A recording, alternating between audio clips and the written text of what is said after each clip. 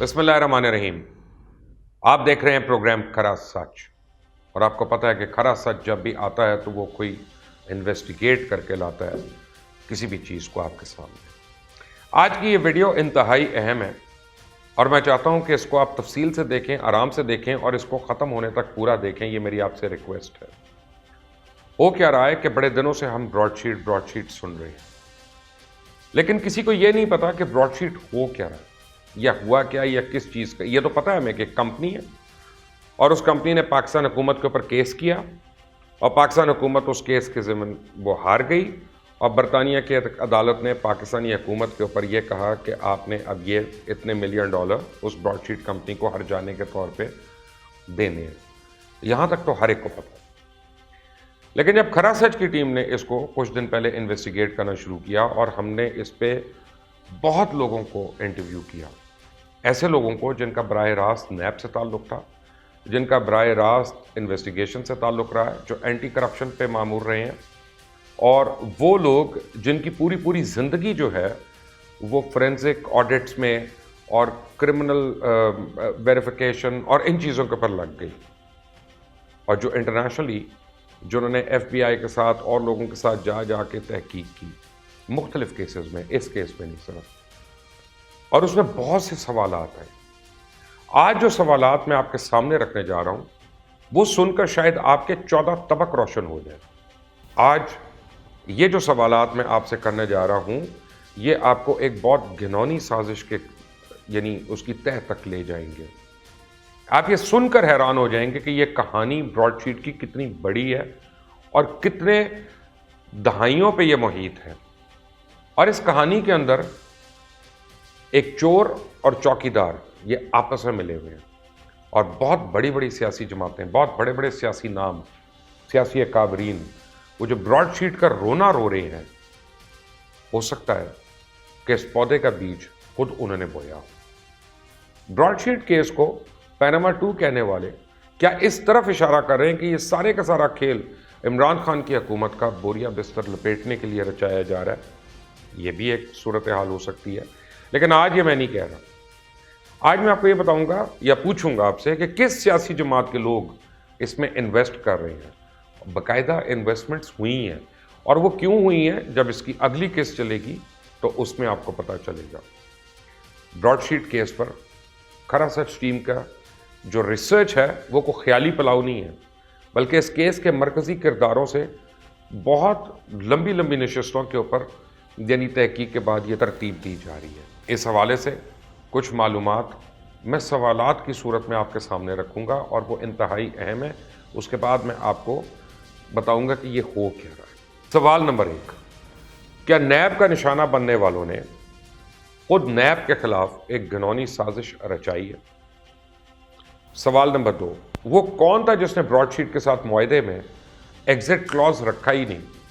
یعنی اس میں سے آپ کرایہ نامہ کرتے ہیں گھر کا، آپ کوئی چیز کرتے ہیں، آپ چوکیداری کی ملازمت کرتے ہیں، تو آپ ایک نوٹس پیریڈ رکھتے ہیں کہ 10 دن کے بعد، مہینے کے بعد، 3 مہینے کے بعد میں نوٹس دے کے میں اس طرح سے چھوڑ دوں گا۔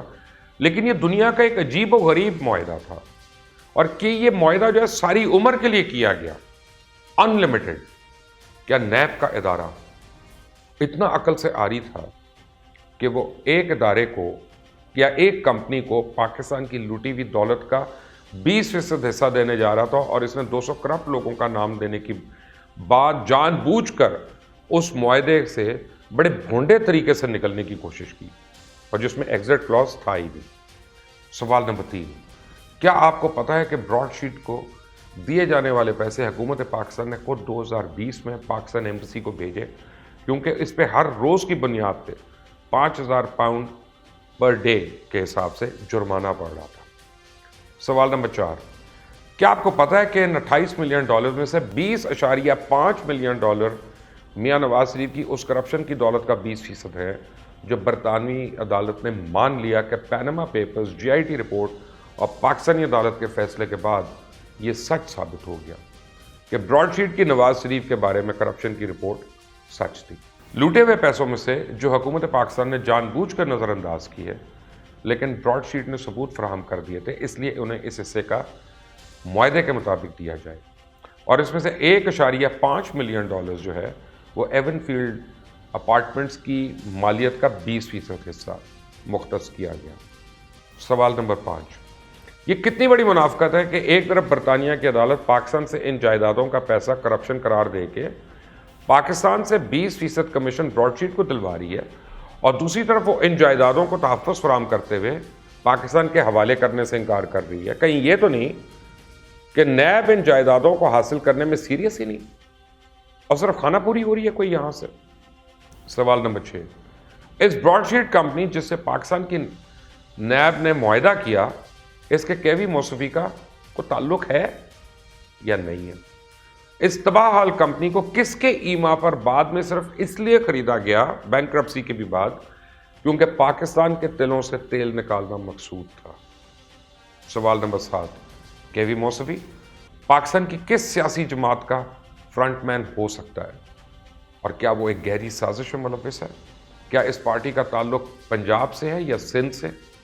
اس کا جواب آپ نے خود دینا ہے۔ اور کیوی موصوفی جو ایک کنگلا آدمی ہے، اس کے پیچھے پاکستان کے اندر سے کون انویسٹمنٹ کر رہا ہے؟ کیونکہ یہ تو ثابت ہے کہ کوئی نہ کوئی کر رہا ہے، اور وہ بھی آپ کو کھرا سچ میں پروف کریں گے۔ سوال نمبر 8، کیا لوٹی ہوئی ڈالر سے 20% کمیشن حاصل کرنے کے لیے پاکستان میں نیب کے اندر سے براڈ شیٹ کو ثبوت کوئی فراہم کر رہا ہے؟ سوال نمبر 9، خواجہ حارث جو براڈ شیٹ سے معاہدے کے وقت نیب کے پروسیکیوٹر تھے، انہوں نے نواز شریف کا کیس کیوں لڑا؟ نیب کے لیے کیس لڑنے والے جب نیب کے خلاف کیس لڑیں گے تو اس کا کیا مطلب ہے؟ جبکہ جسٹس ریٹائرڈ عظمت سعید پر نون لیگ اسی کانفلکٹ آف انٹرسٹ کا الزام لگا رہی ہے کہ وہ کبھی نیب کی پروسیکیوشن ٹیم کا حصہ تھے، تو آج وہ اس کمیشن کو کیسے ہیڈ کریں گے؟ سوال نمبر 10، براڈ شیٹ 2003 میں معاہدہ منسوخ کرنے کے بعد کینڈل فری مین لا فرم سے نوٹس دیا جاتا ہے، تو 9 سال کیس کرنے کے لیے کیوں انتظار کرتی ہے؟ 9 سال کیوں ویٹ کرتی ہے؟ کیوں براڈ شیٹ اسے اسی وقت چیلنج نہیں کرتی؟ 2012 میں کس نے پاکستان سے 500 ملین ڈالر نکلوانے کے لیے دوبارہ کیس کرنے کا کھیل شروع کیا؟ کیا مرکزی کردار پاکستان میں ہے؟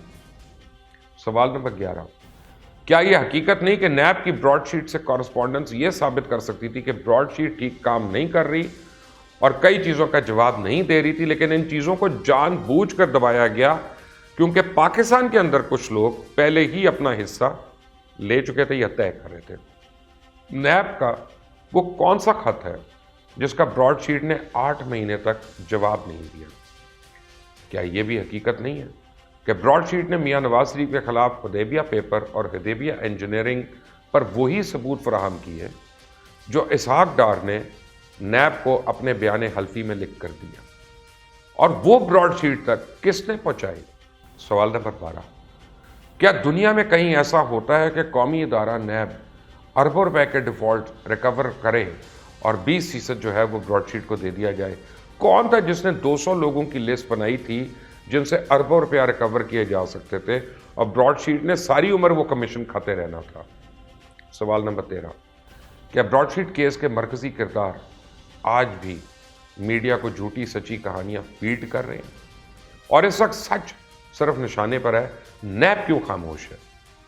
سوال نمبر 14، احمد بلال صوفی بہت بڑا نام ہے پاکستان کا جو اس معاملے میں وکیل کا کردار ادا کر رہے تھے، کیا ان کی طرف سے ڈیو ڈیلیجنس کا مظاہرہ کیا گیا؟ کیوں احمد بلال صوفی صاحب نے یہ نہیں پوچھا کہ یہ رقم جو جیری جیمز کو سے نیگوشیٹ ہو رہی ہے وہ کس کو دی جائے گی؟ آپ وکیل ہیں، آپ کو پتا ہونا چاہیے کہ جس کمپنی کے ساتھ آپ نیگوشیٹ کر کے پاکستان سے 1.5 ملین پاؤنڈ دلوا رہے ہیں، وہ 9 سال بعد دوبارہ اٹھ کے آ جائے گی اور پھر کیس بھی جیت جائے گی۔ پہلے کس سے، کس بنیاد پر، کس نے پیسے دلوائے؟ کون ہے جو پوچھے گا؟ صرف یہ کہنے سے جان تو نہیں چھوٹے گی کہ پیسوں کے لین دین میں میں شامل نہیں تھا۔ کیا کسی کو کیس جیتنے کے لیے ہائر کیا گیا تھا یا کیس ہارنے کے لیے؟ سوال نمبر 15، براڈ شیٹ نے جب دوبارہ 9 سال بعد کیس کھولا تو کیوں آؤٹ آف کورٹ سیٹلمنٹ کرنے کی کوشش تک نہیں ہوئی؟ کیا وکٹ کے دونوں طرف ایک ہی کھلاڑی کھیل رہا تھا؟ اس کو پتا تھا کہ ادھر سے یہ آفر آنی ہے اور ادھر سے میں نے کیا کرنا ہے؟ نیب اس وقت کس کے ہاتھوں میں کھیل رہا تھا؟ کس کی کوشش تھی کہ اس کیس کو بگڑنے دیا جائے، بگاڑا جائے اور اس وقت کے چیئرمین نیب کی سیاسی تقرری کس نے کی تھی؟ کون تھا اس وقت نیب کا چیئرمین اور اس کو کس نے لگایا تھا؟ کیوں کے وی موسوی نے کہا کہ فاروق چنائک نے براڈ شیٹ خریدنے کی آفر کی تھی؟ اس کی تحقیق ہوئی کہ فاروق چنائک نے براڈ شیٹ خریدنے کی آفر جو ہے وہ حکومت پاکستان کے طور پہ کی تھی کہ ذاتی طور پہ کی تھی؟ کیوں سیاسی جماعتیں اس کمپنی میں دلچسپی لے رہی تھی؟ اور بہت اہم سوال کہ براڈ شیٹ کا کیا پاکستان میں کوئی پارٹنر ہے یا نہیں، اور اگر ہے تو وہ کون ہے، اور اس شیئر کا تعلق کس سیاسی جماعت سے ہے؟ سوال نمبر 16، لطیف کھوسا صاحب بہت بڑا نام ہے پاکستان کا، انہوں نے کیوں عدالت سے والیوم 10 حاصل کرنے کے لیے ایڑی چوٹی کا زور لگایا؟ والیوم 10 میں ہے کیا کسی کو پتا ہے کہ والیوم 10 میں وہ کون سی چیز ہے، کون سی گدڑ سنگھی ہے کہ لطیف کھوسا صاحب نے ایڑی چوٹی کا زور لگا لیا کہ سپریم کورٹ ان کو والیوم 10 دے دے؟ 17، اسحاق ڈار صاحب کے 42 صفحات پہ مبنی کنفیشنل سٹیٹمنٹ کو کیوں نظر انداز کیا جا رہا ہے؟ کیوں جسٹس قاضی فائز عیسیٰ نے اس کیس کو ردی کی ٹوکری میں ڈالا؟ اس سے کیا نکلنا تھا؟ ایک بات سمجھنے کی ضرورت ہے کہ پہلے اپنے اوپر جھوٹے اور بے بنیاد الزام لگوائے جاتے ہیں اور پھر انہیں غلط ثابت کر کے جو ٹھیک الزامات ہوتے ہیں ان کی کریڈیبلٹی کو بھی مشکوک کیا جاتا ہے۔ موسوی ایک کنگال آدمی، وہ سزا یافتہ، وہ اس سارے کھیل کا حصہ نہیں، ایک مورا ہے۔ وہ جھوٹ بول کر پہلے ان لوگوں پر الزام لگا رہا ہے جن کے لیے وہ کام کر رہا ہے، اور آنے والے دنوں میں مجھے لگتا ہے اصل دھماکہ ہونا ہے۔ ابھی تو ٹریلر چلا ہے براڈ شیٹ کا، ابھی جو فال آؤٹ ہے، جو اصل ایونٹ ہے وہ تو ہونا ہے۔ سوال نمبر 18، جل فیض کا نام کیوں منظر عام پہ جان کے لایا جا رہا ہے؟ کیا ایسا تو نہیں کہ آج کے لوگ جو اسٹیبلشمنٹ کے خلاف بار بار بات کر رہے ہیں وہ جنرل فیض کو جان کر ٹارگٹ کر رہے ہیں کیونکہ ان کے خیال میں کہ اگر ہم نے اسٹیبلشمنٹ میں کوئی دراڑیں ڈال دیں تو یہ حکومت جو ہے اور یہ پورے کا پورا سسٹم جو ہے یہ لپٹ جائے گا اور یہ پیک اپ ہو جائے گا؟ کیونکہ اس وقت اگر آپ ٹائم لائن میں دیکھتے ہیں تو ان کا تو دور دور سے تعلق نہیں تھا، بالکل بھی کہیں سے ان کا تعلق نہیں تھا۔ یہاں پہ بہت زیادہ سوالات ہیں۔ میں آپ کو ناظرین بتاؤں کہ یہ کیس آسان نہیں ہے اور یہ سمپل نہیں ہے، اور اس کی ایک وجہ یہ ہے کہ کچھ لوگ ہم سے بات کرتے ہیں آن ریکارڈ نہیں کرتے، کچھ لوگ ہم سے بات کرتے ہیں اور اس کو ایویڈنس بیک اپ نہیں دے رہے۔ تو ہمیں ہر چیز کو جوڑنا ہے جو ایویڈنس بیس ہو، تو یہ بڑا ایک مشکل مرحلہ ہوتا ہے، لیکن اب اس کے کئی پورشنز بنیں گے۔ کل یا پرسوں جو دوسرا ہم پورشن کریں گے کھرا سچ کا، اس میں اتنے عرصے کے بعد، اس میں ان میں سے بہت سے سوالوں کے جواب آپ کو ملیں گے۔ کوشش کریں کہ ان کا سوالوں کا جواب آپ خود اپنے آپ کو دیں، لیکن پھر آپ کو ان سوالوں کا جواب ملے گا، اور پھر آپ کو پتا چلے گا۔ میں کوٹ کر رہا ہوں جسٹس کھوسا کو، جنہوں نے کہا تھا کہ یہ گاڈ فادر ہے، یہ سسیلین مافیا، وہ ایسے ہی نہیں کہہ دیا گیا تھا۔ یہ جو براڈ شیٹ آج آپ دیکھ رہے ہیں، یہ تقریباً 20 سال پہلے اس کے بیج بوئے گئے تھے تاکہ ساری عمر اس میں سے کچھ لوگ کھائیں گے۔ وہ لوگ نیب میں بھی ہیں، وہ لوگ نیب کے علاوہ سیاسی جماعتوں میں بھی ہیں، اور وہ لوگ میڈیا کے اندر بھی ہیں، وہ لوگ اور جگہوں پہ بھی ہیں۔ وہ کون کون لوگ ہیں؟ آنے والے دنوں میں اس کے اوپر سے پردہ اٹھائیں گے۔ آپ دیکھ رہے ہیں کھرا سچ کی اسپیشل انویسٹیگیشن۔ اس چینل کو سبسکرائب کریے گا، بیل آئیکن کو پریس کریے گا تاکہ آپ مزید اپڈیٹس جو ہیں ان کو مت مس کر لیں۔ انٹل نیکسٹ ٹائم، اللہ حافظ۔